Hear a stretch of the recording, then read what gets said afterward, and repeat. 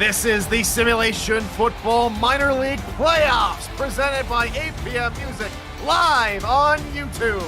Lexington make their second trip to Maryland in 2 weeks, but this time they are playing to get into the SFLm championship ball game. And the only team standing in their way are the Annapolis Navigators. Good evening, folks. I'm Tyler Falk. The Navigators are coming into these playoffs fresh off of their first loss this season, an untimely loss. Lexington are coming into tonight playing their best football of the season. Who has the advantage? Let's ask Alden Bleeker, who joins me here in the commentary box this evening. Alden, thanks for coming along. I ask again, who is on the front foot in this playoff matchup? Well, I'm glad to be here first and foremost. Last time these two teams met, a 21-34 loss in favor of Annapolis, and really sometimes you have those heartbreaking matchups that the football gods say, you know, just one time is not enough. We got to go to a rematch, and that's exactly what we have here tonight. I think Annapolis really have to put that loss in the back of their minds, or else Lexington have proven that they can take advantage of a team collapsing, and that's precisely what they'll try to do here tonight. Lexington, their first ever playoff matchup. Annapolis in their second, with their first coming in a loss in a semifinal matchup all the way back in season 1. Can they avenge their brethren from then? We're about to find out as Brooke Beisel gets us underway, and here we go from Maryland, and the return gets started from his own goal line as Xavier Inman tries to make a man miss. He's eventually tackled at the 21-yard line, and that brings on the Navigator offense led by Gene Struthers. Well, I don't think we need to wait too long to say that Randy Squarebush has been one of the dominant forces in the SFL minor league, and Annapolis are going to lean heavily on his contribution here tonight. Even in the loss, close to 200 yards on the ground against Madison. He gets the first call of the ball game, and immediately he's going to pick up about maybe 11, 12 yards on his first touch of the ball game. Well, that's partially why Randy Squarebush has been so dangerous all season. You know, he eventually is brought down there by a well-drawn defensive play, but at the same time, he has almost 10 yards per average, almost 10 yards per 100 touches, excuse me. Now Struthers going to the gun with Squarebush and his fullback out to the left and right. It's a handoff to Squarebush to the left. He'll pick up 5 before being dragged down, and that'll get us a chance to introduce you to the rest of the Navigator offense. We've mentioned Struthers at quarterback, Squarebush at halfback. Nick Lockett and Arain Darby are the wideouts, with Jackson Roberts, a Week 9 sighting. He plays at tight end, and leading the men in the trenches at his tackle spot is Jamarcus Candy. I formation once again, reminiscent of their first play of the drive. Instead, Struthers is going to throw it out to Squarebush on the near side. One-handed grab, turns upfield, picks up the first down. He gets hit out of bounds at his own 49-yard line, and the offense continues to sail along, if you will. Absolutely. You know, Randy Squarebush, you know, as much as he is really a monster in terms of these power runs, he also has been contributing a lot this season with these drawn outlet passes, you know, so much so that we've seen even other SFL minor league teams incorporating it into their playbooks. Interesting play call here from Annapolis. They go 5 wide receivers, and Struthers all alone in the gun. He flings it over the middle to Lockett, and Lockett's going to be able to pick up 9 and about a half before being drawn down. And the Miners defense lines up as follows. Corey Dobbins is the defensive end with a couple of linebackers behind him, that being Forrest Dalton and Thomas Matthews. Ty Woodson and Daryl Bullock are the corners, with Travis Arthur and Isabella Blackwell providing coverage at their safety spots. And off to the left side, Squarebush off the field for some reason. That's the backup tailback. William McDaniel's getting the call, and it's still smooth sailing here for the Navigators, but no sign of Squarebush on that play. Yeah, and really perhaps something to watch over the course of the rest of this game. Annapolis' coaching staff perhaps trying to protect Randy Squarebush, and you know, maybe that would be something that Lexington can exploit over the course of this game. Struthers, another pass over the middle, finds his target through the weeds of the defenders, and it's another first down. Mike Kelly on the reception, another first down. I believe that's number 4 on the drive for the Navs. Well, this is something we've been talking about all season, and I'm going to have to throw a penny in the cliche jar here, but Annapolis, really a complete offense. As much as we talk about Randy Squarebush, Gene Struthers, the third best quarterback statistically, and just connecting consistently like we saw there. Back on the field now. Struthers pass over the middle, gets deflected, incomplete. Woodson in on the coverage, and it's a very nice play by the corner.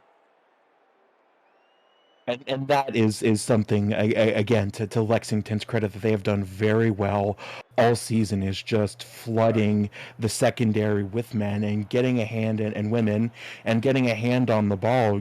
Sometimes you don't need an interception. Sometimes a swat can be just as impactful. Wideouts, two backs in the backfield on either side of Gene Struthers, the quarterback. Again, handoff to Squarebush. Near side has a couple of blockers, but one man does get around to go ahead and drag him down. That's Forrest Dalton, the linebacker, able to sprint from the opposite side of the field to take down Squarebush.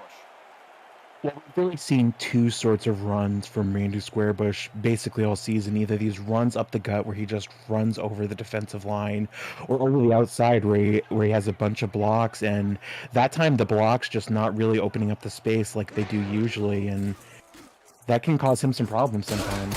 Third down for the Navigators. A pass outside, short of the sticks to Xavier Inman. They'll pick up a couple, but not enough. Mark it 4th and 4 from the 20.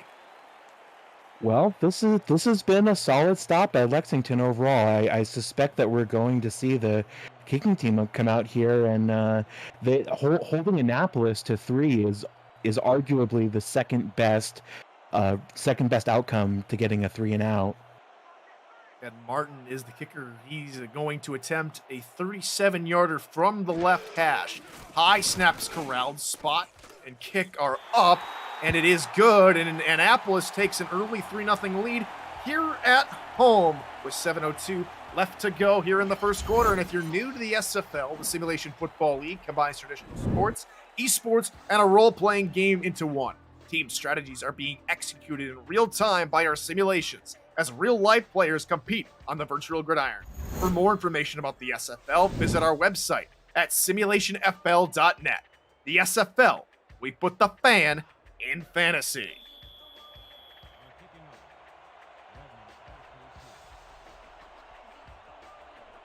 Ken Martin's ready to go and get us going once again. He puts his boot through the ball, and here we go again.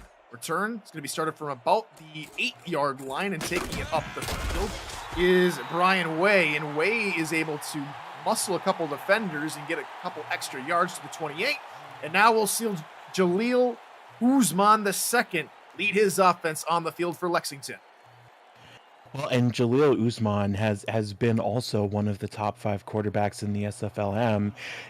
We talk a lot about teams who aren't maybe quite getting the results that they deserve. I mean, Jaleel Usman, I think definitely is not a 4-4 quarterback. I think he's more of a 7-1 quarterback. Usman tosses his pass over the middle to his tight end, John Michael Sudduth, and that looked to be a pretty nifty play. Sudduth just leaped out from his spot on the line and just made himself available for Usman. Yeah, really innovative play calling from Lexington here, and that perhaps could be a trend that we continue to see going forward with Lexington, is thinking more outside the box than going with safe plays that they march down the field, because they know that Annapolis has a complete team on offense and defense. You maybe got to surprise them to get the upper hand. Shout out to everybody joining us here on YouTube, the official home of the Simulation Football Minor League. As all minor league games are broadcasted here on YouTube. That's why you're not seeing anything on Twitch at the moment. And David Gears picks up 7 yards on that first down play. And Gears has been a pretty reliable connection for Jaleel Usman all year. Also, Zachary Patton and Scott Powell also going to be looking to make their impact on this game. And really, Jaleel Usman has benefited by having these great receivers as well. Offset backfield, it's a handoff to the tailback, Stern, and Stern turns upfield for a big scamper across the midfield stripe to the Annapolis 42-yard line. Well, I talked about the last game that I called with Lexington. It's really easy to get overshadowed as a running back when you're competing against Randy Squarebush. But Sawyer Stern has been having a pretty darn good season of his own. You know, you see there being handed as the first option there, getting the ball across the 50-yard marker, and now Lexington threatening to get these 3 points back just out of nowhere. Our run set here for Lexington. The handoff for the tailback. Nothing doing for Sawyer Stern. Taken down the backfield by Tazzy Blackwell. And that's a good thing to mention. It was mentioned in chat earlier on here, Alden. But we got 2 Blackwells on the field, one for each side. Yeah, and really the Blackwell's becoming something of an SFL dynasty. You know, it always adds to the stakes when you have someone that you really care about on the other side of the field. You know, playing with my sister pretty regularly for the Jacksonville Kings. It really creates a special environment. And my goodness, what a catch this was! I was just going to say, that was a spectacular grab from Zachary Patton over the middle.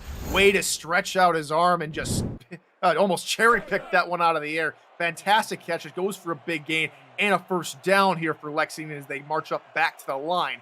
And they seem to like these power run sets. This time, offset I toward the near side. Usman to throw. He's going to look near side into double coverage and incomplete, as Stuart Zomelia was over there, along with a defensive tackle who leaked out. So maybe some disguise is going on with their defensive schemes.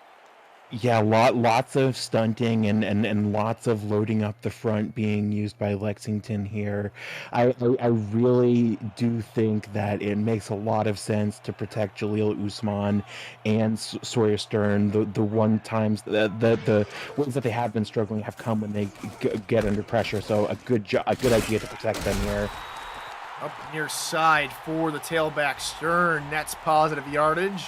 3rd and 6 upcoming here, Alden. 3 points is a very nice thing, just trying to get back in this football game, only down by 3, of course, but a touchdown will probably do wonders for your confidence as we come out here on 3rd down. 4 wide, 3 to the left, 1 to the right. Usman all alone in the gun. He's back to pass. Pressure coming from the middle. Usman looks over the middle, and it's into double coverage. And Zomelia again with a clutch deflection, and it's 4th down. Well, as you say, you know, you really would be over the moon if you got a touchdown here, you know, creating any sort of gap that you can with Annapolis. But Annapolis really have done a great job so far in defense, even as Lexington has marched down the field, and they're going to force Lexington to settle for a field goal. This could really be a game of inches where the first team to make a major mistake is the one that falters. 3-yard attempt here for Brooke Beisel. The former halfback is up and good, and she makes amends for one of her only miss, I should say, a week ago, and she's perfect here tonight. Yeah, and we saw this week a report go out from a mock draft, go out from SFL reporter Jason Miller, and she's set to go 3rd overall in that mock draft. So in this new era where kickers are having an even higher level of importance, I think she has made a fantastic case for herself this season, and she'll see a lot of success at the next level. Only 6 spots left for a kicker in the SFL at present. That is kicker specifically, of course. Punters right now, you can pretty much go to almost every team. Inman on the return gets to the 21-yard line, and that is where the Navigators will start their 2nd possession. It's been a pretty fast-moving first quarter here, Alden. Yeah, and you really wouldn't know it to look at these scores. You would think we had seen multiple more possessions, but this is the 3rd possession of the game. Really active defense for both teams here. Back to pass over the middle. That is caught. Struthers finds his target, and that's good for 5 yards. And, well, look at this. It's a tackle. Arnold Harris getting in on the fun. Wow, yeah. Usually it's the other way around. The big men up front getting involved passing the ball, but this is really starting to show some outside the box thinking on both sides of the field here. Drop from Struthers finds Lockett as he's falling down, able to maintain possession down to the ground, and it brings up 3rd and short. Oh man, this is nail biting time for Annapolis here. I mean, you could put the ball in the hands of Squarebush, but Lexington, I would imagine, going to see that coming pretty easily. It's going to be an interesting play call here on defense. We're on set here on 3rd down. Handoff, Squarebush, far side, gets a couple of blocks. It is sprung forward for more. He needed 1, picked up over 10 yards down to the 42. Well, as if he heard me doubting his ability there, just takes his blocks, gets to the outside, and just that's really been what we've been seeing from Randy Squarebush all season, is just taking a little bit of daylight and blowing it wide open. Even as Lexington is sending pressure up front and loading the secondary, it's really hard to contain Randy Squarebush. And sometimes, when you have almost an average of 10 yards per season, containing is all you can hope for. High formation behind Struthers. Quick drop, has time, fires over the middle, and it's fantastic coverage from Justin Wilkes, the middle linebacker, to knock that one away. 2nd down. Yeah, and the secondary is completely flooded right now. Lexington doing a great job of taking away that passing opportunity for Gene Struthers. And really, I think it helps their defense if they can force the ball into the hands of Squarebush and force them to either fail or succeed that way. Apple's looking for another chunk play. They open the playbook with 5 wide. Ooh. Passes near side for Frederick Vernon, and he might have had the reception, might not, but he goes out of bounds right there at the line of scrimmage. No gain either way, and it's a big 3rd down upcoming for Lexington's defense. Yeah, that would be only a couple of yards. Don't think that's worth challenging. And this is a lot trickier than that 3rd and 1. Again, Randy Squarebush has been reliable all season, but this looks like a passing formation here. Bump coverage by the defensive backs. They're all on the line versus all 5 of the wideouts. Pressure coming. Pass over the middle. Picked off! And Lexington takes over. It's the first mistake of the ball game. Daryl Bullock with the huge interception. And that is something, if you're an Annapolis fan, you don't want to see after Struthers threw 4 interceptions a week ago, with Madison winning that turnover battle.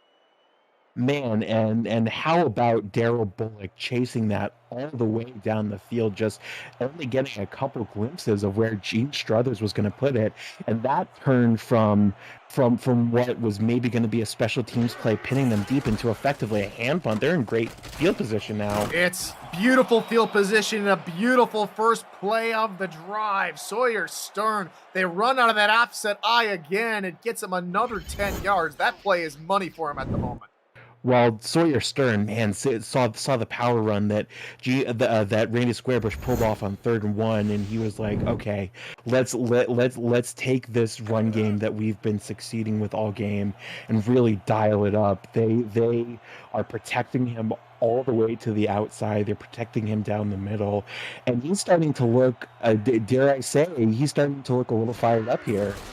Annapolis come out in a nickel set versus the power running formation, and it provides them an opportunity to get in the backfield to stop Stern, taken down for maybe a loss of 1 by Tazzy Blackwell.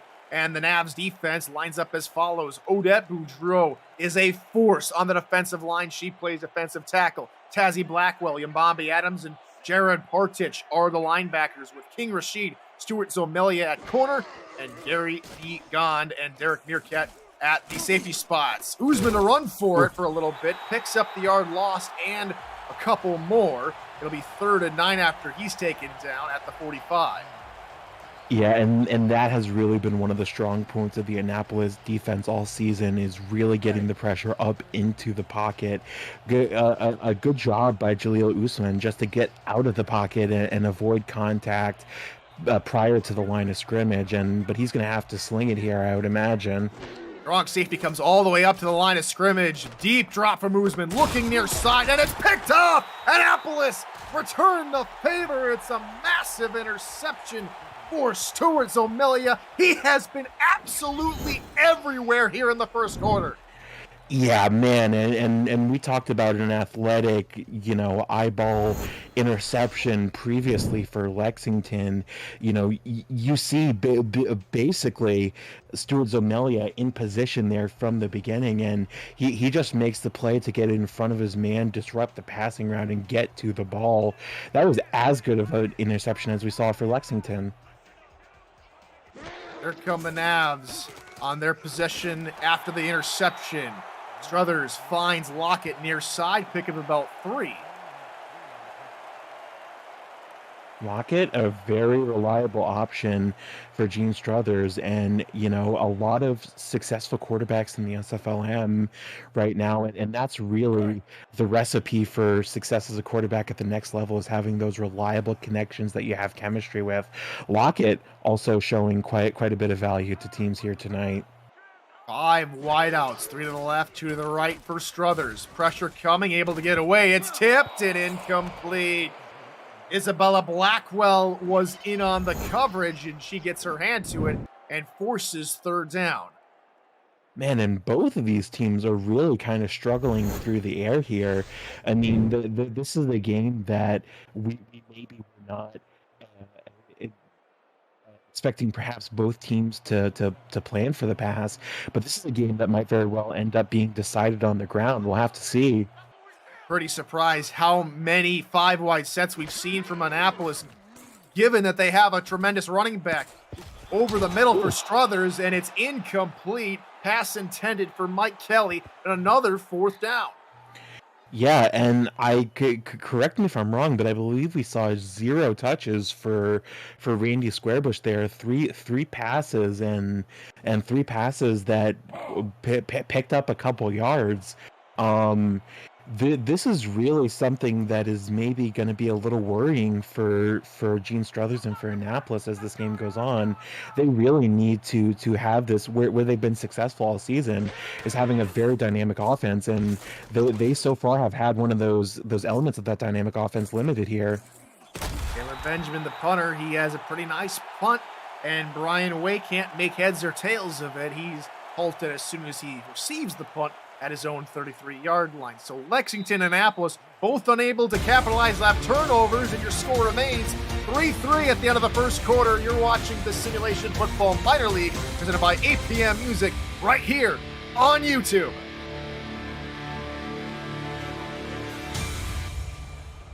Welcome back to the SFLm playoffs. I'm Tyler Falk, joined by Alden Bleeker here in the booth. The commissioner, Cameron Irvine, is back at SFL HQ as our producer this evening, as Annapolis stack, I believe that's 9 men in the box here on this 1st down play, as Usman is just barely able to get rid of it before the dangerous Odette Boudreau wraps him up and throws him down.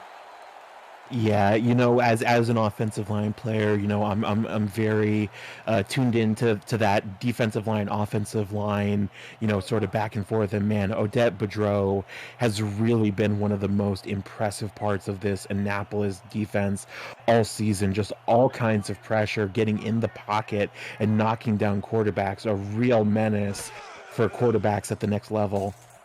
Who's been looking far side of the field and is incomplete. Great contested coverage by Zomelia again. Yeah, and that again, we've mentioned it already, but the passing game has really dried up here, and Randy Squarebush has been such a key element. You really have to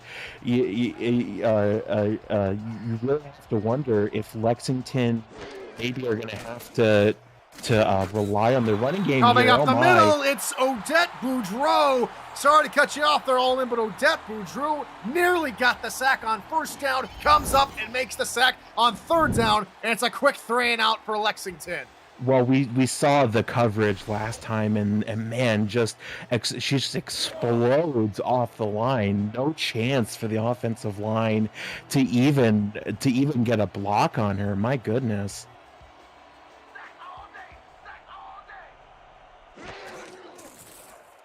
Now we see the first punt from Rand Fullman for Lexington. It's a high spiraling punt down to the 35. And Inman makes a decent return of about 5 yards before he's taken down. And the Navigators have another chance to try and take the lead of this football game. It's been pretty quiet since the opening maybe 6 minutes of this football game. Yeah, and a great game for fans of close defensive battles, but maybe not so much if you're a fan of either of these teams in particular. This is one of those games that's going to go very late into the fourth quarter, I imagine. Brothers pass over the middle. Cott, tight end, was there and picks up about 5 yards. That's Jackson Roberts, who only came into the league about 2 weeks ago. He missed the matchup between Lexington, and this is yet another wrinkle in the game plan that Lexington have to try and stop. Yeah, and as we keep saying, you know, really both of these teams having to game plan around each other's strengths and weaknesses, it makes it tough when someone who's brand new comes in. Squarebush gets the call near side, picks up 4, and Squarebush has been slow off the mark since maybe a couple of decent runs in the first quarter so far as we approach, you know, the later part of that quarter, and now here into the early part of the second. Not a whole lot going for the tailback. Yeah, really struggling, and Annapolis really are going to hope that one of their either their passing or rushing picks up here. And off Squarebush near side out of the gun, and he picks up the first down before being tackled at the 45-yard line by Forrest Dalton. But it's a brand new set of down for the Nabs. That really Annapolis have finally gotten a breath of fresh air here, back across the 50, and really hoping to put themselves at the very least in field goal range. All right, here for Annapolis. On first down, they'll go to Squarebush near side. Had a blocker in front of him, yet he outrun Curse and gets tackled after a pickup of 6 by Travis Arthur and company. Well, did a good job to try to put his man on the Heisman there, but the second player in coverage just picks him up there and really closed down the angle. That's really what you've got to do against a player like Randy Squarebush that can exploit daylight. Offset single back with 3 wide receivers. Squarebush gets the call up the middle, and it was everybody hitting hard in the trenches, and Squarebush can't find the first down. This third and inches, man, this really feels like a really crucial play in this drive for Annapolis. This would be a very long field goal if they do not convert here. They really are going to have to come up with something creative to get it across the line. 3rd and short, Squarebush on the carry, gets another hard-running first down inside the 30 down to the 29. Well, and we see Randy Squarebush picking up the ball in the back, and you see there on the front the offensive line pushing them, pushing the defensive line that is away from Randy Squarebush, and that really is how you draw up those runs up the gut. Good job by Randy Squarebush. Shotgun set, 2 wide receivers. Struthers looking to throw over the middle. That is caught by Lockett inside the red zone and down to the 13-yard line. Annapolis looking to put more points up on the board. That man, Gene Struthers, they really have been struggling through the air here, and that is going to do so much for Gene Struthers and their passing game's confidence. Man, that was darn near triple coverage, and he just puts the ball on the line directly into his receiver's hands. Nick Lockett doing a great job to get there as well. Bunch set here for the Nabs. Inside the red zone for the first time tonight. Struthers looking near side for a screen for Squarebush. He turns upfield, fighting defenders all the way, and finally gets pushed out of bounds at the 1 yard by Forrest Dalton. He's made a couple of crucial tackles, that time a touchdown saving one. Well, that really has been how Randy Squarebush has racked up so many of these all-purpose yards, right? You know, a record number of all-purpose yards, and maybe that's the solution to their passing woes, is to put him in these drawn outlet passes. Our run game versus power defense. Squarebush up the middle, and he's into the end zone. Touchdown, Annapolis. Squarebush strikes again. It's another touchdown in his long list of touchdowns throughout the season, leading all running backs throughout the regular season. He gets Annapolis out in front here in the second quarter. Well, not only leading all the running backs in terms of a total season, set a record 5 rushing touchdowns in a single game this season. That, of course, the game where he also rushed for 417 yards, which is 8 yards shy of the major league record set by Reggie Street. And he is maybe going to be looking to break the playoff record here as well. That's certainly going to be something on his radar.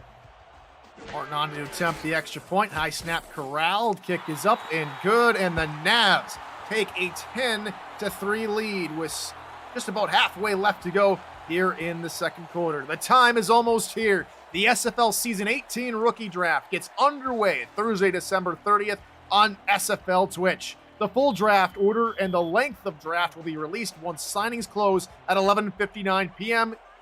Central Standard Time on Monday, December 27th. With live rookie cams, analysts from all across the league, and edge-of-your-seat excitement, the rookie draft is the pinnacle of the offseason. Where will you go? The SFL Rookie Draft, Thursday, December 30th. Turn gets to the 31 from Brian Way, and now Lexington have some work to do. Well, not to peel back the curtain here too much, but I'm looking at your notes here. One of the keys to the game that you've mentioned, and I certainly agree with, is that Lexington really have to win the turnover battle here, and Lexington really cannot afford to give a turnover here. Certainly. Quick drop, looking for the fullback, and it's about a yard, maybe a half a yard for the Week 7 signing Scott Powell. Yeah, and Scott Powell has been having quite a game, but Tazzy Blackwell also has been a big part of Annapolis' coverage here so far. I don't think we've introduced everybody to the Lexington offense yet besides Usman, Stern, Powell, and we mentioned John Michael Sunneth on the first play of their offensive possession. We'll get to the wide receivers here shortly as that pass is caught on the tip drill. Eventually finds the hands of one of those wide receivers, David Years.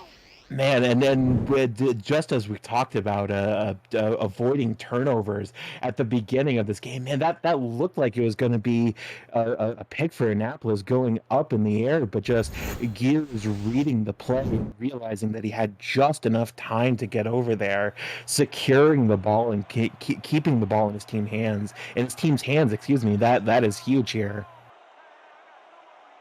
Here we go, weak eye. It's going to be a handoff near side for Stern. Stern with a lane down the near side. That play again turns up double sixes, and they cross midfield, and it's a big gain of about 16 yards.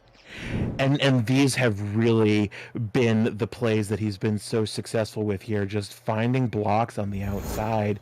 And hey, he hasn't really been the type to run over the defensive line or the secondary all season, but he's done a great job at just finding his alleys and turning on the jets, so to speak, and really picking up some yardage out of situations where you think he's going to go down. 4 wideouts, 3 to the left, 1 to the right. Brand new set of downs. Usman looking near side. That finds the second wide receiver on this Miners offense. That's Zachary Patton picking up a couple yards. So these quarterbacks, as you see there on the stats, have been held to less than 100 yards. That and both with an interception. Both of them have been very even here. And Jaleel Usman, Gene Struthers really has had to settle into his rhythm, and that's one thing he has done well here. Stern gets the call on second down, picks up a couple more, and he's tackled by Tazzy Blackwell on the outside linebacker spot, brings up third down. And Tazzy Blackwell, a name that we've called a lot here, and this is a tricky situation that he's set up here, just outside of field goal range, I believe, if that's what happens here. We're going to pass. Better stay away from Zomelia. Already has a pick tonight. Handoff near side. It's a good run, but not enough for Stern. It's a big tackle from Yambambe Adams, who brings up 4th and short. That's going to be a real heartbreaker for Lexington. Had some daylight, but not quite enough to get it across the yard marker, and they're going for it. Offense back on the field. Under 4 to go. Offset eye behind Usman. And Usman is just going to quickly call a timeout. Not going to make everybody wait, as we see often here in the SFL. And with 3:46 left to go, on comes the field goal unit for Lexington. Yeah, a very makeable field goal, and especially Brooke Bicel has been incredibly reliable. You know, as we mentioned, that mock draft by SFL reporter Jason Miller has her going third, and this is a situation where you really cannot afford a miss. Bicel from 44 yards out from the right hash. Snap spot. Kick is up and on its way. It is good. It splits the uprights, and Lexington are back within 4 points. And this has really been how Brooke Bicel has made her money all season, just stepping up in a tricky situation here, and at a fairly difficult range, I would say, even just splits the uprights with no real gas fall off at the end there. A great job executing that kickoff and to keep it close. Bicel boots it downfield as we get going once again. Inman deep in his own territory, and Bicel showing off her power as Inman is forced to take the touchback, and Annapolis will start on their 20. Alden, this has been a very slow-moving football game. This is not what we're accustomed to, especially with the high-flying rushing attack from Randy Squarebush. Yeah, you know, you see all his average has been almost halved there, as you see. Really, Lexington, what's been so remarkable has been how well they've been able to contain him here. Brothers looks over the middle and coverage backed off completely out of the center of the field. Plenty of room for Nick Lockett to haul it in and pick up the first. Yeah, and this is really an opportunity for Lexington here, you know, as confident as Annapolis seem to be here so far. A takeaway for Lexington, whether it's through a 3 and out or through an interception or a fumble, would be absolutely huge. High formation behind Struthers. It'll be a handoff for Squarebush. He's met in the backfield, but the legs keep churning. He's finally able to get back to the line of scrimmage. Dalton alongside Wilkes able to drag him down. Man, and yeah, we talking about being all over Squarebush there, but he just somehow manages to stay up with 2 guys hanging off of him. How do you stop this guy?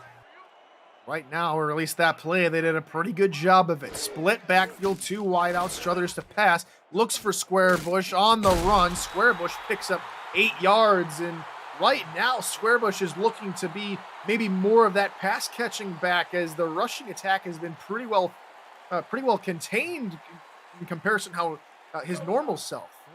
Well, you know, as we've said, these outlet passes, whether they're drawn or just incorporated into the game, have really been where he's contributed well to the passing game. And, you know, who knows, maybe that's where they can blow this passing game wide open.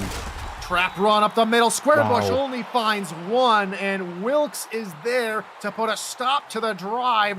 4th and 1 from their own territory as we hit the 2-minute warning. It'll be decision time early for Annapolis. Do they go for it? Do they punt it? We'll find out when we come back. Annapolis 10, Lexington 6. We're watching the SFLm playoffs presented by APM Music live here on YouTube.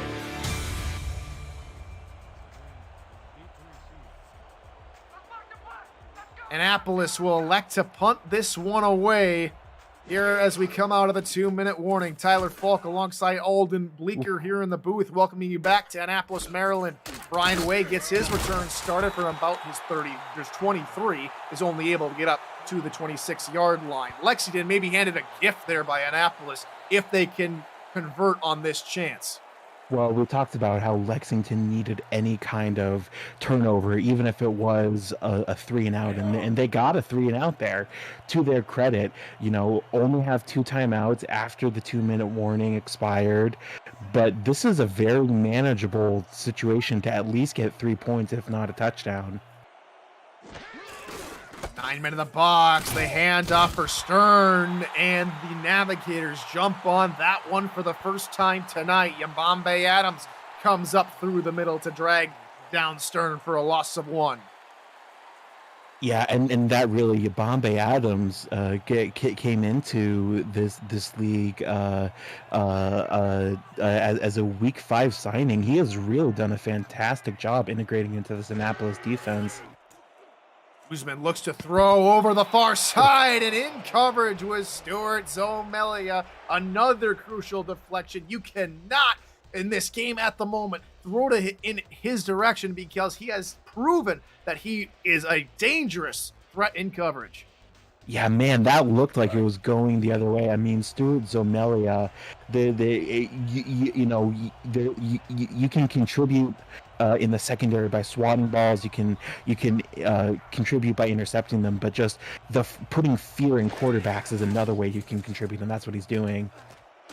Guzman, wobbler near side, out of the reach of his intended target, possibly due to Naples coming up through the middle, and both teams will trade 3 and outs. Lexington forced to punt. And, oh man, Lexington might be kicking themselves later in this game. This is maybe not the best field position in the world, but this is field position where they could theoretically march down the field with 2 timeouts and get 3 points or a touchdown. They're going to be put in a situation now where they have to get a stop. Punts on its way from Rand Fullman. Caught at the 36 and going nowhere further. Maybe a pickup of 2 from Inman on the return, but the coverage on the punt was spectacular. Now the Navs trying to come out and make something happen, forced to both, like I said, both teams forced a 3 and out. Annapolis went 3 and out on their last drive. Yeah, and if you think about this game in terms of turnovers, and you include 3 and outs as turnovers, both of these teams are basically even. It's really going to have to be who can go positive in terms of takeaways first. Squarebush on the dump off past the far side, puts a man into the turf and runs out of bounds after picking up 8 yards with 1:04 left to go here in the half. Well, Gene Struthers, as we see there on the statistical pop-up, is doing quite a bit better as we reach the end of the second half here. Finally is above 100 yards, and that will do a lot, I think, to help him sort of gather momentum as this game continues. Wideouts near side, I formation behind Struthers. He looks to throw. Out route, near side for, I believe that's Lockett. It is. They'll pick up the first right at midfield. And this perhaps most crucially for Annapolis, the clock is stopped without a timeout. A minute left in this second half, but that is a lot of time when you've got 3 timeouts left. We need to go about 20-25 yards to get into field goal range for Ken Martin as Struthers changes the play up at the line. Maybe likes what he sees in the defense. Maybe doesn't like what he sees in the defense. It's going to be a handoff. Squarebush, near side. Shoulders a man after picking up a couple. Then he's finally taken down by Travis Arthur, and they rush back to the line in the hurry-up. Struthers to throw this time. Pressure coming. Runs and fires. Finds Squarebush near side. Puts a man again into the turf. That's 2 on back-to-back plays. And he picks up the first down to 38, where he calls a timeout. Yeah, Randy Squarebush has really been getting creative with his athleticism here. The play before, we saw him go for a lacrosse hit, just burying his shoulder into his man and put his man on the Heisman Trophy there. Man, Randy Squarebush is really putting the offense on his back as they march down the field here. Safety playing over the top. Everybody else pretty much playing right on the line and bump coverage. Struthers in the gun. Looks to throw. Finds Squarebush out of the backfield. He turns upfield again, putting a man into the turf. This time it's a woman. It's Isabella Blackwell who unfortunately meets the cold shoulder of Randy Squarebush as he picks up 4 and gets hit out of bounds. Yeah, and this has really been this has really been what Randy Squarebush has been doing that has been scariest all season for defenses, just keeping the ball in his hands and staying up and running over defenses. If you can't bring him down, you can't stop him from picking up yards, and he just will run them up on you. Pass near side, up in the air and incomplete. Almost looked like Orain Darby was able to pick that one back. Instead, it falls incomplete and brings up third down.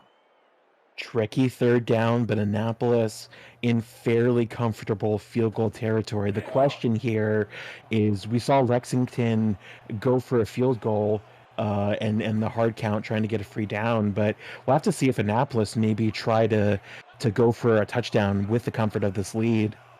5 wide here for Annapolis. Struthers to throw, looks near side, that is caught, falling down, can't go anywhere forward is Xavier Inman, and he's tackled at the 31. Annapolis call a timeout. This is on the edge of Ken Martin's field goal range.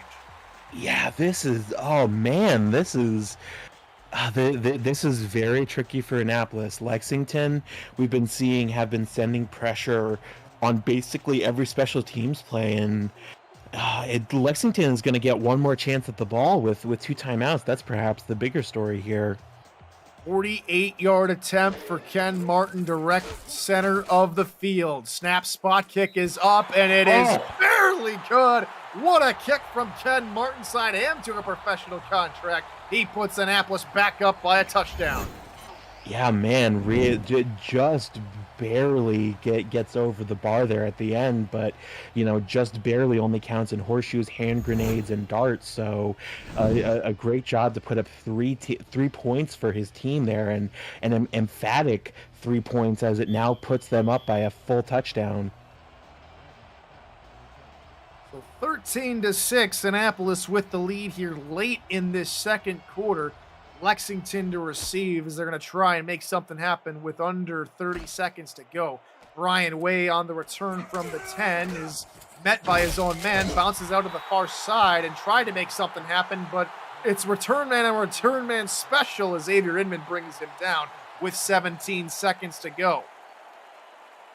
Well, this is a lot trickier than the previous situation that Lexington were in, but again, maybe 2 long passes or a long pass and a Hail Mary that they have time for, or they could kneel it out. That's also possible. I believe Lexington do get the ball in the second half. Lexington has 2 timeouts. Usman to throw, pressure coming, out route deflected, incomplete. Coverage provided by Annapolis was Derek Meerkat, another Week 5 signing that accompanied Yabambe Adams into the squad at that time. Yeah, and this is real. Oh man, this is really a worrying potential outcome for Lexington. A great job by Derek Meerkat, to his credit, to just watch this pass all the way and beat the route. That's a great job by Derek Meerkat. And now Lexington I maybe wonder if they've had their confidence faltered a little bit by that swat. Kind of surprising pass by Usman as he's looking for his tackle, Alan Wade. So both clubs trying to get their tackles involved. Maybe a little big man touchdown in our future. We'll have to see. 11 seconds to go. Usman in the gun, looks over the middle. It's deflected, picked off by Annapolis. That's the exact wrong outcome that Lexington wanted. And now Ken Martin could have another chance to add 3 more to the board. And really, you have to give credit to Annapolis's defense. I mean, they loaded up the secondary. They saw that pass all the way, just taking advantage of a pass that wasn't fully secured into the hands. And this is such a dangerous position for Annapolis. I would have to imagine they're going for a field goal, but they have time to potentially go for one more attempt at a touchdown. Oh, he made one from 48. This one from about 47. About the same spot, too. Ken Martin's kick is up, and it is good with a little bit of extra room to spare. And so the Nabs get 6 points in the span of about 30 seconds. Yeah, and that's much more comfortable than the previous field goal, just splitting the uprights. And oh man, that is so huge for Annapolis. Previous field goal, putting them up by a full touchdown, and now they're up by 2 scores. This is the kind of padding that they could ride out defensively. This is potentially the final play of the half. We'll see if Brian Way can make something happen on the return. Ken Martin boots it downfield. Brian Way starts at the 10. And he can't go any further than the 29, and that's where we're going to leave the first half story. Annapolis 16, Lexington 6, and it's been more of an old school football game here in Annapolis, Maryland. The run game has been effective for normal circumstances. Randy Squarebush nowhere near his impressive form, but still providing some excitement. And as well, give credit to the rushing game of Lexington, Stern and Powell having themselves a pretty decent day as well.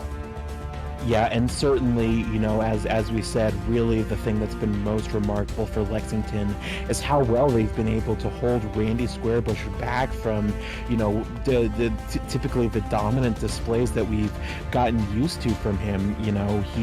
He's been held to half of his average yards per touch here, which, feels a bit silly to say when he has 5 yards instead of 10, but in the grand scheme of things, I do think that's a point of emphasis that Lexington can continue to focus on, is to have the ability to shut down Squarebush. And also their secondary, although the score may not quite reflect it, their secondary has been doing a great job just flooding these passing routes, and they have an interception and plenty of swats to show for it.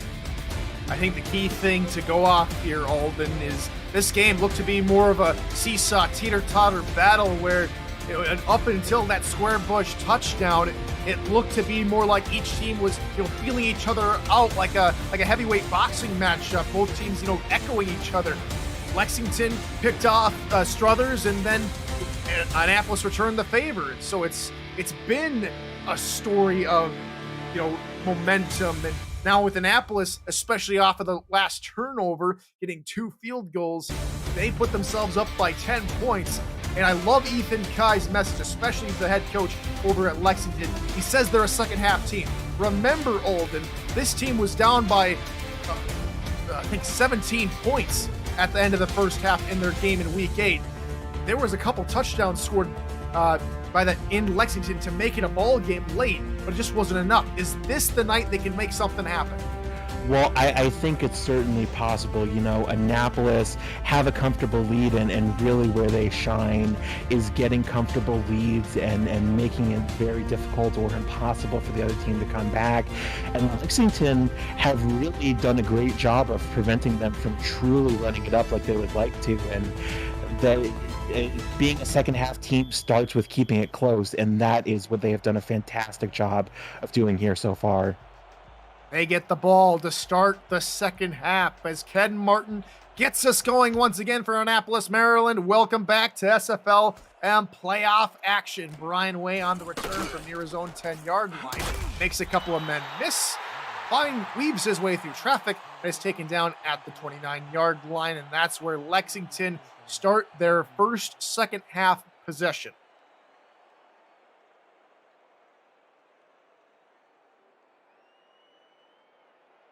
Miners need to make something happen. Down by 10. Nothing is out of reach for this team at the moment. We'll see if they can put a good drive together here to begin matters in this second half. Stern gets the call on first down, has a couple of blockers, and picks up 5 yards before being tackled by Derek Meerkat. Well, that angle for him to attack closed up pretty quickly there, but Stern doing exactly what he needs to there, just finding the daylight, following his blocks, and he really is one of the more agile running backs in the SFLm. That's really been where he makes his bread and butter. Likes to come out in the same exact formation. This time they go to the fullback, Scott Powell, who charges his way forward for about 2 yards. Yeah, and Scott Powell really is looking for a breakout game here tonight. It maybe feels a little reductive to say that you need 2 men to be one Randy Squarebush, but having a 2-pronged attack of halfback and fullback could open things up quite a bit here. There's been a throw deep over the middle. That's caught, and the Lexington Miners are in business. Zachary Patton with the crossing pattern catch, and they're deep in Annapolis territory. Well, we saw these runs here setting up, really forcing Annapolis to show respect and send pressure towards the where the run would come out. And although there was double coverage there, the receivers were able to get past it there and just creating a great opening, for Jaleel Usman to pass to. Offset eye behind Usman here on first down. They'll hand off for Stern. Stern can't get past the line of scrimmage. Knocked backward by Brandon Duncan. Similar rhythm so far starting off this drive as we saw in the previous drive. Randy Squarebush getting Sawyer Stern getting the handoff here, and perhaps that's now the game plan going into the second half, using the run game to set up the passing game. Stern gets the call near side. It's a much better run here for Lexington. Picks up 6 yards, and he's got 50 yards on the day. And the worst possible scenario, you're using your run game to set up your passing game, is that you just end up picking up some yards, and you chip away, and you put yourself in a position to score. Biggest third down of the ball game so far here for Lexington. Usman to throw. Pressure coming up the middle, and it's into coverage, and it's off the hands of Brian Way. Incomplete. Oh, that's a heartbreaker. That looked to be a really good pass from Jaleel Usman, and just not quite able to bring it in. They're gonna walk away from this with 3 points. I would have to assume, with Brooke Beisel stepping up to the tee, but they really would have loved 7 here. 48-yard attempt. This one from the left hash. Can she match Ken Martin? Snap spot. Kick is up and on its way. It is good. Wow. Right through the uprights. And Lexington gets back 3 points that they gave up at the end of the first half. It's 16-9. Annapolis in the lead. A champion will be crowned Wednesday, December 29th, when the winners of tonight's contest meet for the 4th SFLm championship at 7 p.m. Eastern, right here on SFL YouTube. Don't miss the culmination of another great season and your last chance to see these rookies on the field before the draft. Beisel gets us going once more as Inman's return from the 2 gets going. Tries to shake and bake at the 19. He's wrapped up at the 22. Well, I was getting ready to say Beisel's teammates have nicknamed her Bazooka Beisel, and between that field goal and that kickoff there, you really see it. We're really starting to see a new era of special teams players really having a huge impact in the SFL. And Brooke Beisel, man, what a career she's going to have at the next level. Teams that were once known for, forgoing kickers almost religiously. Vancouver picked up a kicker not too long ago in free agency as the pass near side for Squarebush racks up 9 yards before he's eventually taken out. And not to toot my own horn or anything, but as we see these quarterbacks and running backs coming into the league, these big stud running backs and quarterbacks, we're also seeing a renewed influence of the offensive line players, and that's really been an interesting trend that we're going to see play out in the rookie draft as well. Just personally, I hope we see a lot more offensive linemen, because I think offensive linemen make a big difference, especially in long stretch running plays, that is. Squarebush on the call, up through the gut, and maybe one of those offensive linemen that'll help lead the way is Jamarcus Candy in helping to set the edge for Squarebush.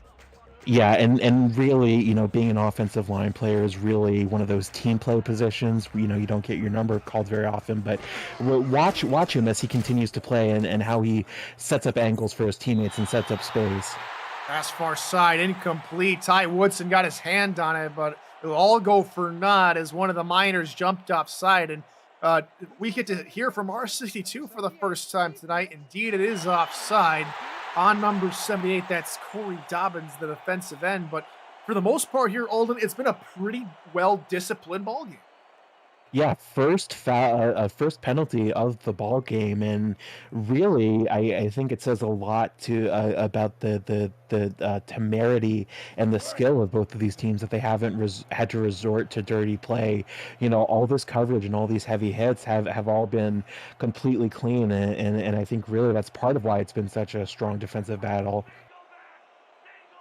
Dobbins and Chessie maybe got a little bit excited. You'll get a sack soon, my friend. Pass over the middle. That is incomplete. The hit knocked the ball out of Lockett's hands. Great coverage there from Lexington. That and just the same thing we've been seeing all game. You know, both of these teams doing a good job passing, but they're really struggling to get it up. You know, these quarterbacks, although they're doing a good job, having to put it into very tight spaces just to have a chance at making it. Defensive front shifts to the near side of the formation. Struthers looks to throw. Pressure coming. He gets it away, and Inman hangs onto it after the crunching hit from Daryl Bullock. And it's 3rd and short. Yeah, emphatic stop here by Lexington, just preventing the ball from getting across the line. And they've got one more down to go here, but this has been a very impressively inflexible performance here by Lexington. 4 wideouts here on 3rd and 1. Struthers, quick drop, looking over the middle. Hit as he throws, incomplete. The defensive pressure from up the middle is enough to force the wayward pass. Mark Rams gets in there from the interior of the defensive line, and the Navigators will punt. Man, and Bullock doing a great job to get inside the pocket there. That is just as huge as a sack. And Lexington could potentially end up in very good field position here to get these 7 points that they need to tie it up. It's on its way. Tries to make a man miss, is taken down at the 24-yard line, and the first possession of the half for Lexington resulted in a field goal. It brings them to within a touchdown, and maybe is that what we see for the first time for Lexington here today? Well, this is another really big opportunity for Lexington. You know, we've talked about how they have opportunities and how they need to start capitalizing on them. You know, they're starting to run out of time, but they have an opportunity with time to start putting themselves in a better position. Pass to the near side is complete here for Uzman. He finds David Gears for a good pickup of about 9 yards.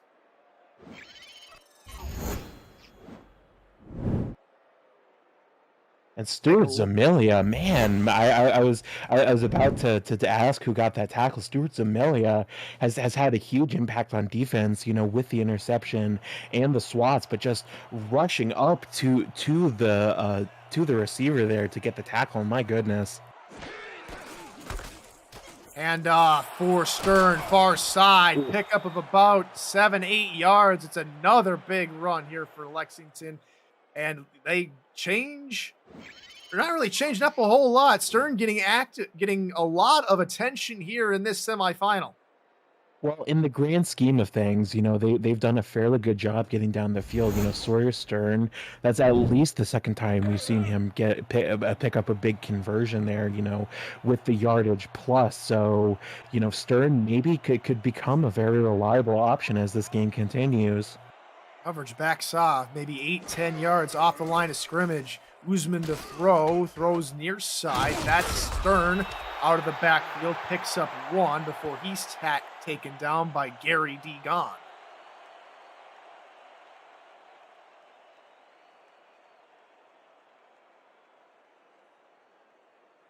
Just about to approach the halfway point here in this first of 2 semifinals. Madison and Memphis coming your way after ours concludes here in Maryland.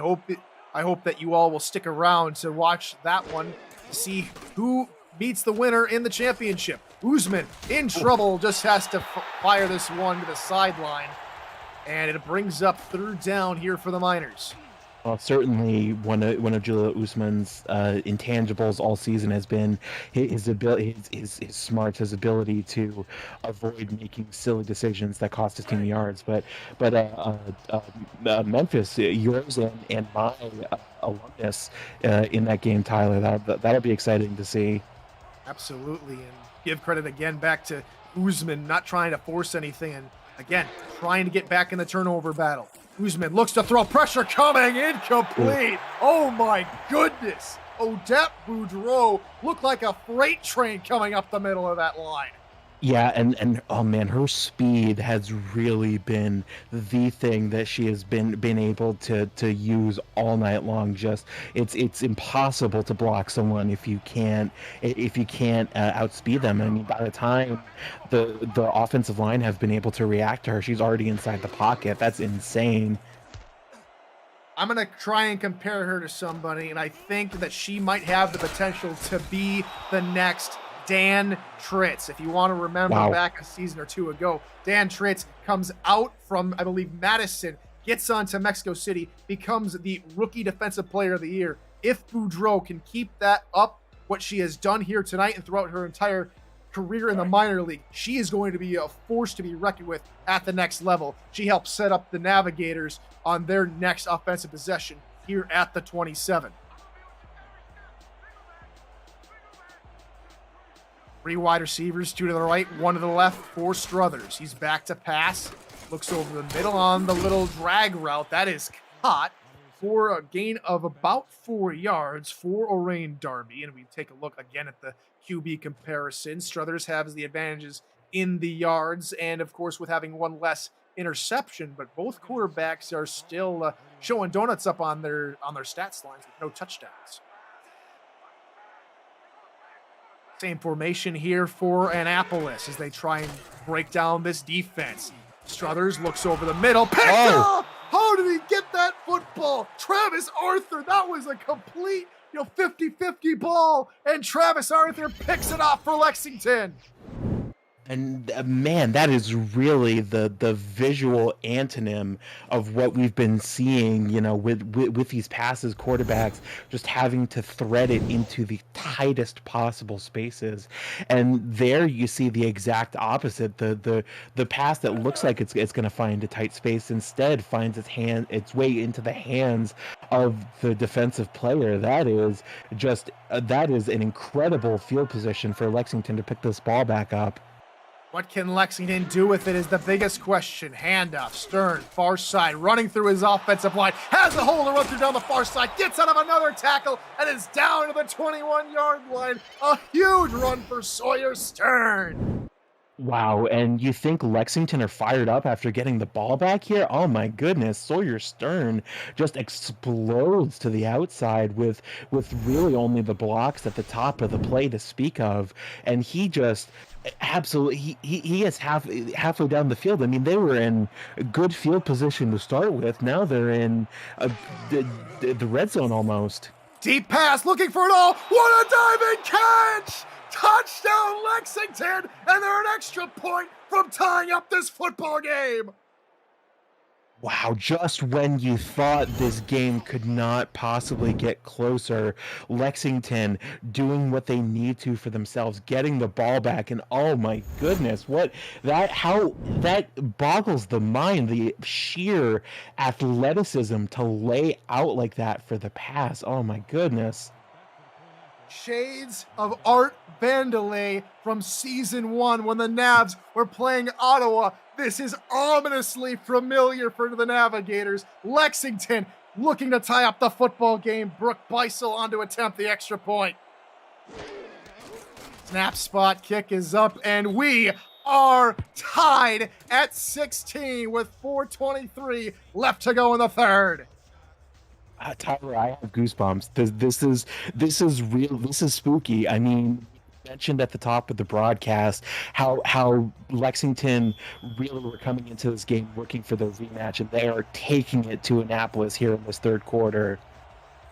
I haven't mentioned it yet, but Zachary Patton flew in the air to catch that football. That's indeed a top 10 play for sure. If there ever were to be a couple of plays created for maybe a top 10 highlight reel for the SFLm, that would be one of them. Innsmouth's return gets the 22, and now Annapolis, who looked to have a comfortable lead coming out of the break, has seen it all evaporate in the first 7 minutes of this second half.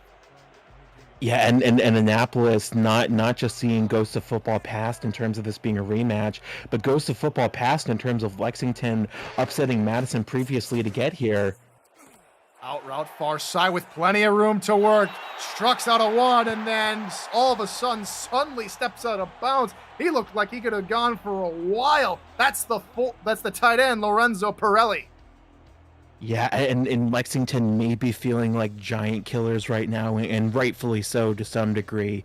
But they really have got to tighten up on defense here. They've looked fantastic in the second half, and certainly improving in every category across the board. But a stop here would be even bigger than the previous one. From the 33, Squarebush tried to bounce it outside. He had a lane, and then he comes back inside, and he only picks up a yard as Forrest Dalton makes a nice shoestring ankle tackle.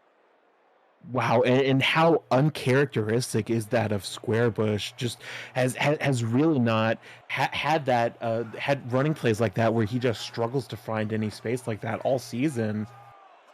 And he's off the field here on second down as they elect to go empty backfield. 4 wide receivers set. Struthers looks to throw, looking far side, just out of the outstretched arms of Travis Arthur and into the breadbasket of Nick Lockett. 8 yards on the pickup, 7 yards on the pickup, brings up third down. Well, and we talk about plays that could make the difference between victory and defeat. Lexington have such a huge opportunity if they get the ball back here via swat, via pick, via punt. It doesn't matter if they get the ball back. It's so huge. Squarebush up the middle, fighting off defenders. Can he get any further? No! The Miners surround Squarebush for a loss of 1, and the Lexington Miners have momentum fully on their side. Wow, and Randy Squarebush has been such a dominant force in the SFLm. That stop it might be one of the most resounding stops of Randy Squarebush that we've ever seen. We talk about you have to send 2-3 men at him, but they do their job there. They bring him down, and now Lexington getting the ball back. Wade with the return, spinning and juking his way for extra yards. A very nice return. Instead, that is not Brian Wade. Brand new returnman on the field, trying to figure out who that is. That's Trent Scarn, the corner, on the punt return.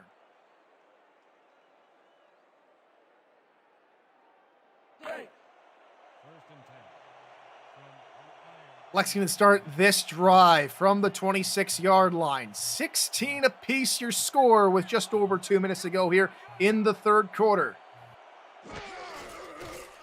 Usman to throw. Looks near side. It's a nice pitch and catch as Usman finds gears. That's good enough for 4 yards. Well, and the pocket starting to collapse as that pass got off. So really just a fantastic job all around for first of all, for the offensive line to buy him even that much time, and a great job, a great connection between him and Gears there. Heavy offset eye set once again. The bread and butter for this Lexington team as Stern gets another big scamper to the near side. He picks up another first down. And it's been like this all game long. When Lexington wants to run the football, they do it with authority. And it's really, in some ways, kind of the opposite, sort of a role reversal of what we saw in Lexington and Annapolis previously. Randy Squarebush in that game doing what he's done so well all season. And in this game, it's been Sawyer Stern playing the role of the power back, taking advantage of his blocks and just blowing space wide open. I was talking with you all at the beginning of the game that the fullback Scott Powell could have something big happen. Did a pass is picked off, and look who it is, Tazzy Blackwell with the interception, and Annapolis says we're not done yet.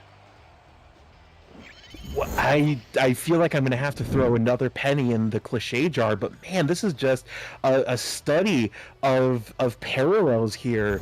Annapolis getting an interception that puts them in great field position to take the lead after Lexington got a great interception that put them in got an interception that put them in a great position to tie it up. This is man, this is absolutely fantastic game we're seeing. Full credit to Partridge, who had the first deflection. Squarebush on the carry, and that's more like it from Randy Squarebush. Only 73 yards here in the third quarter, and he picks up 9.5 there. Well, and that's going to be more what Randy Squarebush is hoping to do here. You know, certainly going to be something to prove for him as they now get the ball back, trying to put Annapolis back on top. 2nd and inches from the 30. Squarebush gets the call. The trap play works to perfection. They pick up the first down with 4 yards via Randy Squarebush.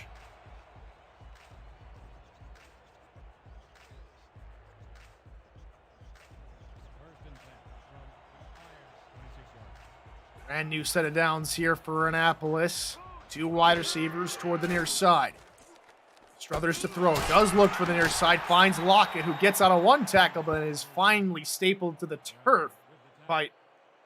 Stapled to the turf by Thomas Matthews. Well, and Annapolis doing a great job of taking advantage of this field position. But Lexington, to their credit, their defense, what they've done so well all game, has been getting these stops when they need them most. You know, 2nd and 2 is not a guaranteed thing for Annapolis here. Guy on the sideline urging his defense to make a play. Deep ball over the middle. Tipped and incomplete. That looked to be the play where they could have gotten the ball back. Oh, that was, oh man, hearts dropping in Kentucky and Maryland there. Oh man, did a great job to, I mean, even get his fingertips on the ball there, just outrunning his man there. And this is a tricky third down here. That takes to the end of the third quarter. Get your 4s and 86s up in chat, because this is the Simulation Football Minor League Playoffs here, presented by APM Music on YouTube. One final frame of action here in regulation between the Navigators and the Miners. Struthers gets the call for Randy Squarebush, and Squarebush continuing to fight off defenders. Picks up the first down and a couple more. He's down to the 11. Yeah, Randy Squarebush, really his average has been low all game, and that's been a result of how well Lexington have been able to contain him on defense. And Randy Squarebush, to his credit, much more able on this drive to get the big bursts of yardage. This is a very scary situation if you're a Lexington fan. Lexington need a stop in the worst way. Annapolis are dangerous here in the red zone. Squarebush gets the pass out of the backfield, turning upfield, and he's finally wrapped up. He picks up 5 down to the 6. Well, and we're starting to see more of these drawn outlet plays that Randy Squarebush has been such a big part of all game.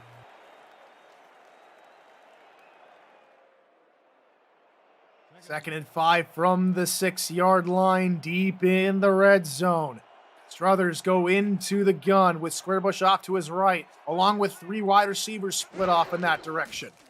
Struthers looks to throw, finds Squarebush, who runs out of bounds a yard behind the line of scrimmage. Lost the 1 on the play, brings up a crucial 3rd down for both sides. Yeah, absolutely. SFL Commissioner Cam Irvine mentioning in the chat that both kickers have really been huge for both teams, and Annapolis really want to get these 7 points decisively rather than letting Lexington have a chance to go up by 4 theoretically. Not to mention, Annapolis held a 16-6 lead at the end of the half. Pass over the middle is nearly picked off. Oh, Darren Underwood cuts underneath the wide receivers and nearly had that one in his breadbasket. Instead, the Navigators will send out Ken Martin to see if he can tack on 3 points and retake the lead for his squad. Man, and this feels huge. I mean, a great job by the Lexington secondary to hold off the touchdown. But oh man, this is such a huge field goal for Annapolis. And Martin from 24 yards out. Snap, spot, kick is up, and it is good. Annapolis 19, Lexington 16. Visit the SFL website at simulationfl.net for links to apparel from Sector 6, the official apparel provider of the Simulation Football League. And get SFL mini helmets from 97 Sports Promotions. Sector 6 features replica team jerseys and completely customized jackets, flags, t-shirts, and more. Get the gear the fans wear with Sector 6, 97 Sports Promotions, and the SFL. Back underway again as Brian Way gets his return started, and then it's full like a lawn chair at the 29-yard line. Lexington have come all the way back, down by 10 points to make a game of it again, and they're now only down by 3, Alden. Well, and we talk a lot about disparity between results and performance. Lexington, to their credit, have fought tooth and nail. And Annapolis, this is the first time they've had the lead since the third quarter when Lexington made the comeback. Quick drop pass over the middle is caught for a first down and make that 11 yards for the wide receiver David Gears.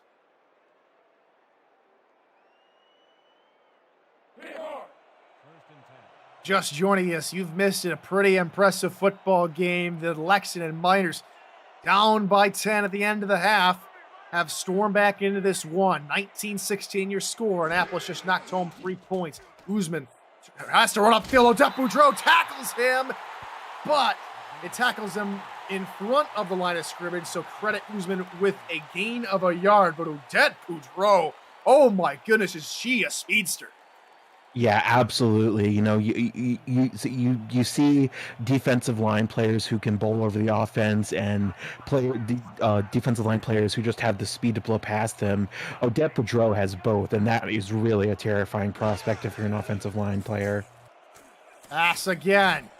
Usman, far side, into coverage, picked up! Stuart Zomelia, they're going to call an interception on the field. That's a tight one. If he got his foot down, that's the play of the game. That is so close. I was getting ready to say that this is maybe worth challenging. Oh, that does not look like an interception to me. They should challenge this. Indeed, it is Ethan Kai throwing his challenge flag for the first time tonight. And so let's all go under the hood for the first time tonight with R62 for a huge replay review. If this is an interception, it is by the narrowest of margins.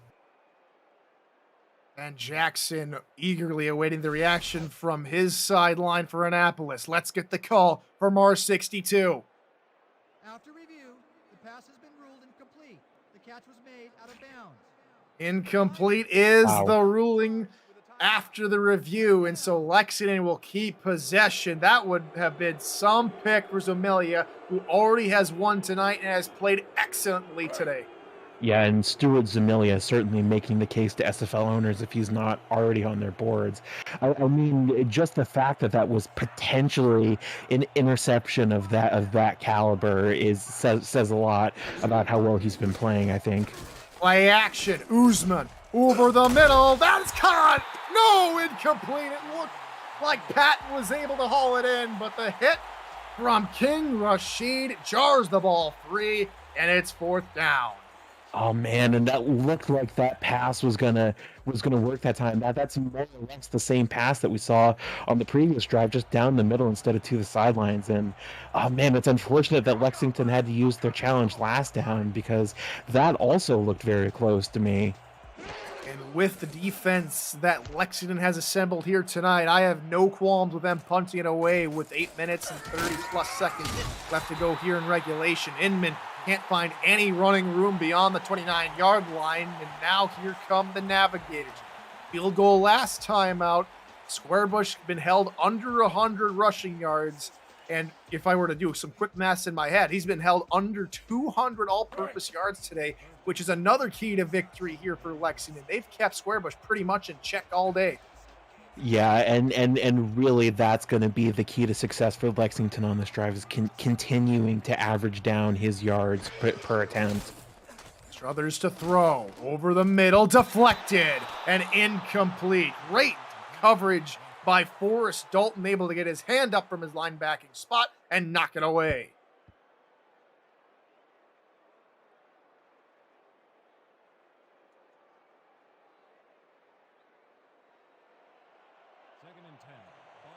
Navigators come back to the line. Here on second down. 3 wide receivers, 2 to the right, 1 to the left. Bump coverage provided by the Lexington defense. Play action. Struthers looks to throw over the middle into coverage again, and again swatted away by Dalton. Man, and how crucial has Dalton been on this drive so far? We talked about how they need to average down Randy Squarebush's contribution. They're averaging down Gene Struthers' contribution here based on those 2 swats. Dalton's been all over the place, getting to Squarebush and wrapping him up and providing that defensive coverage. He leaves the field for now. 4 wide receivers. 3rd and 10 here for Annapolis. Have to get past the 39. Pass over the middle. Lockett. Very tough receiver to bring down. Shows us why there. He picks up the first down. Yeah, and as we've been saying, you really got to have a connection with your receivers. Gene Struthers and Nick Lockett have really demonstrated how they've been able to be so successful here this season. He's looking to throw again to the far side, deflected, incomplete. And those little lofted passes have not worked so far here tonight. Darren Underwood is able to knock that one away. And again, it's all about, the reason that both these teams have sort of struggled through the air is really the load up in the secondary. Seeing it again there. 4-3 look here for Lexington to counter the I formation for Annapolis. Be another passing play. It says a screenplay for Squarebush on the outside and going nowhere. He gets maybe 2 yards and that's it. Then and 3rd and 8 is again, because they have Squarebush and they have Gene Struthers with Nick Lockett and Lorraine Darby and even Jamarcus Candy has been incorporated into the passing game. Nothing is guaranteed for Lexington, but they put themselves in a great position to finish off this drive. Struthers looks to throw on 3rd down. He converted once a while ago, tipped, and it's incomplete. At least 3 Miners had a chance to pick that one off. Struthers was looking for Kelly, and Lexington's defense is able to force Annapolis to punt. Yeah, almost a hand punt there, and they're going to be in decent field position, but a decent field position behind the 50-yard line versus in front of the 50-yard line with around 7 minutes left makes a pretty significant difference. On now is Taylor Benjamin, able to corral that wayward snap and get his punt away. Ryan Way now, or excuse me, that again is Trent Scarn on punt return duties now. Able to maybe pick up a couple yards on the return down to the 26-yard line. And Lexington still only down by 3. Their defense did their job. Now can the offense return the favor? Yeah, maybe not the field position that Lexington were hoping to get into from based on where that punt started, but they are in a very manageable field position here with the time and the timeouts. Guzman looks to throw, looking over the middle. That is caught on another post route. And I believe, yes, that is going to be Zachary Patton, who made the impressive diving catch for their only touchdown of the ball game, which tied this ball game up back at 16. He makes another great grab over the middle there. Well, and Lexington's offense has really been clicking. What's going to be interesting to see as we continue through this 4th quarter is how they approach their clock management. Do they continue to aggressively chew on the clock with their offense, or do they believe in their defense enough to have them get one more stop here? A drop pass over the middle to the tight end, John Michael Sudduth, and his second catch of the game comes way after he caught his first pass, which was the first offensive play of Lexington's football game. He picks up 9.5 yards. And these all-go passes have really done a great job frustrating these secondary loading plays. Second and short. Offset eye behind Usman. One wide receiver off to the left. Stern gets the call, struggles forward, picks up the first down. And that really third and inches, maybe a little Lexington not in field goal position yet to tie it up, but just a great job. It feels like we keep calling his name all day, but Sawyer Stern really having a few weeks to remember here in the SFLm. Coverage backs off, possibly expecting another run here for Lexington.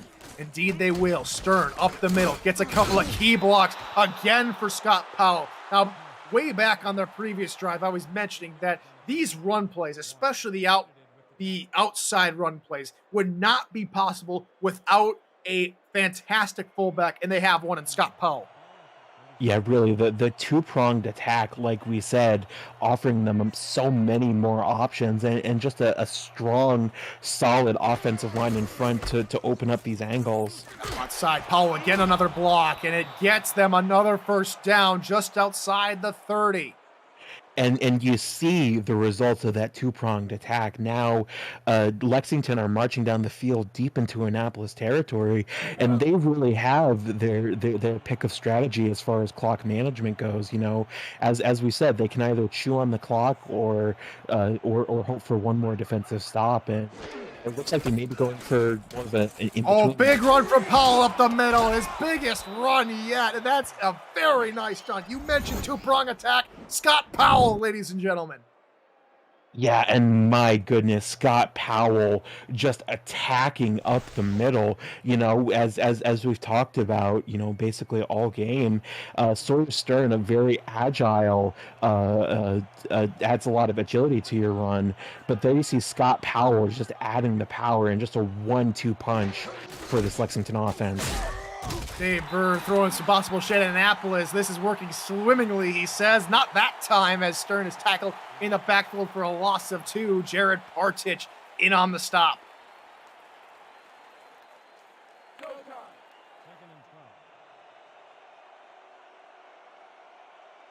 We have hit the nitty-gritty time of this football game. Under 4 minutes to go. Lexington driving. Usman to throw. Pressure coming, and he's taken down by Jeremiah Ringwald. That's 2 plays in a row where the Miners have gone backwards, and this is set up to be the longest third down conversion that they'll have to attempt. Wow, that is such a crucial time for Annapolis to get a sack. Now Lexington, it looks like, going to go with an all-go here. Bump coverage. Bunch to the near side. Passes out to the receiver Patton, who gets 10, maybe 14 yards before being pushed out of bounds. Not enough. He's 3 yards shy, but an excellent play call for Lexington, given the circumstances. Yeah, great job to exploit the holes in the coverage there, however small they were. And now they're in a situation where you're thinking about, maybe do you have to punt, or is this 4-down territory? Now they're going to get a what should be, I don't mean to curse Brooke Bicel, what should be a fairly straightforward field goal. She's 3 of 3 tonight. This one from 29, from the left hash, to tie the football game. Snap spot. Kick is on its way. It is through the uprights and good. And we are tied again, this time at 19. And we want to remind you that APM Music is unrivaled music to bring your stories to life, inspiring every production with the world's most robust and constantly refreshed music collection, state-of-the-art technology, and world-class customer service. APM Music is the official soundtrack of the Simulation Football League. To explore their library and to find the perfect tracks for your projects, visit apmmusic.com. Meisel boots it down through the center of the field for Inman, and Inman is forced to take another touchback. Beisel's leg is extremely potent, and Annapolis will have to go 80 yards to pay dirt to take the lead, you would think. Bazooka Beisel strikes again. 19-19, second seed Annapolis. Lost to Madison a week ago. That gave up their #1 seed, and that also broke their perfect season. Lexington, the 3 seed, looking to upset Annapolis. Squarebush gets the call out of the backfield with the swing pass. Only a yard. A rarity for the season that Squarebush is unable to produce rapidly. That go to pass again, this time to the outside. It is Lockett. He picks up 8 yards and gets hit out of bounds. And this is very aggressive clock management here from Annapolis. That may be their strategy here is to get downfield very quickly. Maybe we'll see them slow down a little bit if they're able to use up the 2-minute warning. But very aggressive clock management from Annapolis versus the more middle ground strategy from Lexington. 8 men in the box for Lexington. Can they hold them here? Play action. Struthers under pressure. He's sacked at the 23-yard line. The biggest sack of the game for Lexington. And that will force a punt from the Navigators. Darren Fuller, as he demonstrates there at the end of that play, hitting a home run out of the park. Oh my goodness, this is such a huge opportunity for Lexington. I mean, I said I had goosebumps before, now I'm getting shivers a little bit. I completely agree with Daniel Wright. You have Squarebush in the backfield and you run play action. A couple of head-scratching moments that might come back to bite them if they can't stop the Miners. On the return, fumble! Lexington lose on the return. Annapolis take over, this time in Lexington territory. A series of unfortunate events for the Miners. Ooh. A disaster for Lexington. Oh my goodness, that is the equivalent of an immediate 3-and-out and a punt. And Annapolis's special teams, it's hard to comprehend what we just saw and how crucial that is going to be. This might breathe a little extra life into Annapolis. They go into the gun, 2 backs on either side of Struthers. He's back to pass. Pressure coming from the outside, able to get it away for Darby. And that's the first time we've seen Darby in quite some time. But unfortunately, they're going to rule it as an incomplete pass. Wow, and oh my goodness, wow, here comes the challenge flag for Annapolis. I was going to say that is also very close. The second time tonight we go under the hood. R62 has been, pretty calm tonight. Only 1 penalty. This the second replay challenge. This looked like, from a distance, this looked like a pass, and yeah, that is certainly a pass from that, or certainly a catch from that angle. After review, the pass has been ruled complete. The catch was made. Indeed, Ben Jackson and the rest of the Annapolis faithful are happy with that one. The call goes their way. It's a completed catch of, I believe, maybe 6 yards on the play. Brings up second and medium. Well, this is a huge opportunity for Annapolis. They're certainly going to try. I'd have to imagine to use up the 2-minute warning and effectively take away a 4th timeout away from Lexington. 3 picked up 7 on the play. Squarebush through the middle, and he shoulders one at the 32 and works his way to the 27. That's more like the Randy Squarebush we've seen all season. Take a look, and indeed gets the call. The offensive line opened up a gaping hole hit for him to run through. He picks up the first down as we reach the 2-minute warning. It's 19-19. Who is going to go to the championship? We'll find out right now.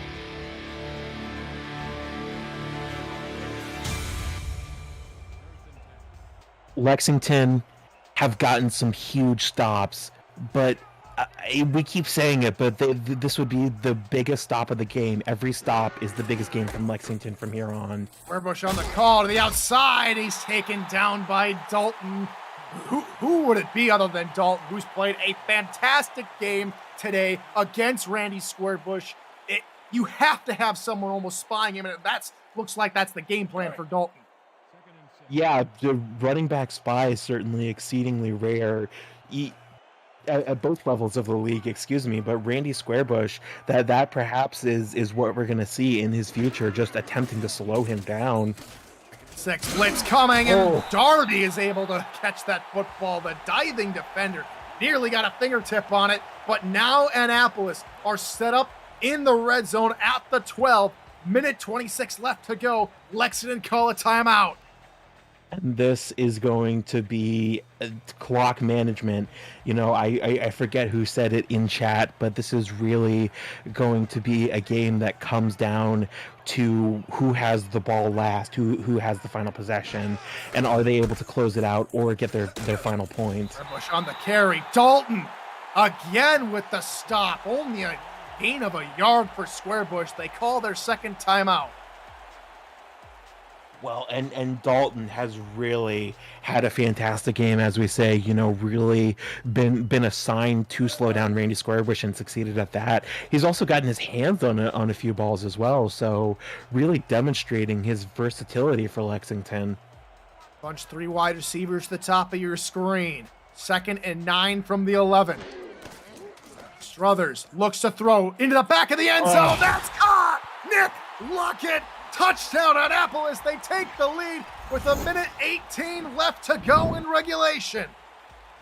Man, and if Lexington were under pressure before, they have been thrown into a pressure cooker here, as we see the great connection again there from Gene Struthers to his receiver, and this is just such a huge clutch moment for Lexington. One timeout, no 2-minute warning, and they are going to have to march down the field and try to tie this up with a touchdown. Martin's extra point is good. 26-19, 1:18 left to go. Plenty of time for the Miners to make something happen. We saw their quick strike ability early on in this football game. They're going to need to do it now.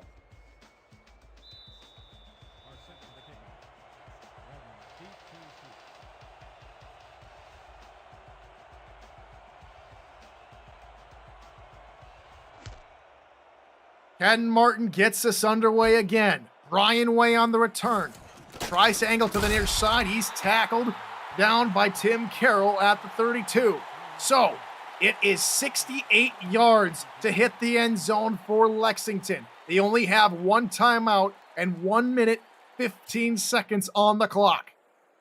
It's very doable, but as I wrote down in my notes, this is Lexington attempting to prove that their spot here wasn't a fluke in Annapolis, looking to prove how they've been a 7-1 team. Annapolis have a chance here now to shut it out. And over the middle, big catch, and they're on the opposite side of the 50. An excellent play call to get the drive going. They're forced to use their only timeout remaining, but they're at the 46. Well, just as we were mentioning, Annapolis having a chance to close it out, Lexington having a chance to pull off what I think would maybe be the upset of the season. I mean, they already have an upset win against Madison, so to add another upset against Annapolis to their collection, I think really would prove that they deserve to be called one of the best teams in the SFLm this season. Empty backfield. Usman to throw. Looks near side. Caught! Incredible catch by Patton. Another great catch by him. They hustle back to the line. A minute left to go. Usman over the middle. That's the tight end. Michael Sutton inside the red zone. They're going to have to keep hurrying here as long as they aren't able to get out of bounds. Under 50 seconds. Usman to throw again. Pressure coming. Wriggles out of it. Into the corner of the end zone. Tip! And incomplete. Oh, that could have been it for Zomilia. But it gives Lexington a little bit more life. Oh, Stuart Zomilia doing a fantastic job to get to that. That was on a line directly to his target, and they get a chance to reset. This is potentially a good thing for Lexington. Same formation except flip this time. The tight end's to the left. Usman to throw. He's just going to dump it off for his tailback. That's Stern. They pick up 6. Third down. You're in 4-down territory. Under 30 seconds. Usman to the end zone. Incomplete. Zomilia again in the coverage. Usman was looking for gears, and it's 4th down. Well, it's certainly by any measure, this is 4-down territory. 25 seconds left with your playoff lives on the line against the 2 seed. They have to go for it here. No matter the outcome, this has been an excellent ball game. 5 wide receivers. Usman to throw. Pumps once. Look in the end zone. Touchdown! Lexington! David Gears! And we are an extra point from going to possibly overtime! What a man, talk about with your life on the line here. What could have very well been the final play of this game into tight coverage, gets the ball to his man, and you absolutely could not expect more of your quarterback than Jaleel Usman has just done here. To send us to a tie ball game, Brooke Beisel. Snap spot. Kick is up and good. We are tied at 26 apiece. What a ball game. Man, and it all comes around, as we said at the top of this broadcast, this really feeling like a chance for Lexington to get the rematch for the loss they had previously when they entered Annapolis. And my goodness, this has lived up to all expectations. Weisel's kick is on its way. Inman, the return man, he will get a chance to do so. 15, angling near side, has a lane, and is taken down at the 23. Annapolis still have all 3 timeouts. They have 16 seconds left here in regulation. Let's see what they come up with. This would be just as spectacular as that play was for Lexington. Could you imagine this game ends on a Hail Mary walk-off? That would be something. Let's find out what does truly happen. 4 wide receivers, Squarebush in the backfield next to Struthers. Pass, far side, tipped, and it's picked up by Lexington, and a return to the near side. He's got an entourage inside the 20. Incredible! Lexington are this close to going to the championship. It's Isabella Blackwell, the strong safety with the pick. We don't want to say it too soon. We don't want to potentially curse the outcome of this game, but Isabella Blackwell has an interception there that puts her team within inches of winning. And what a heartbreak it would be for Annapolis to have such a fantastic season and to come this far.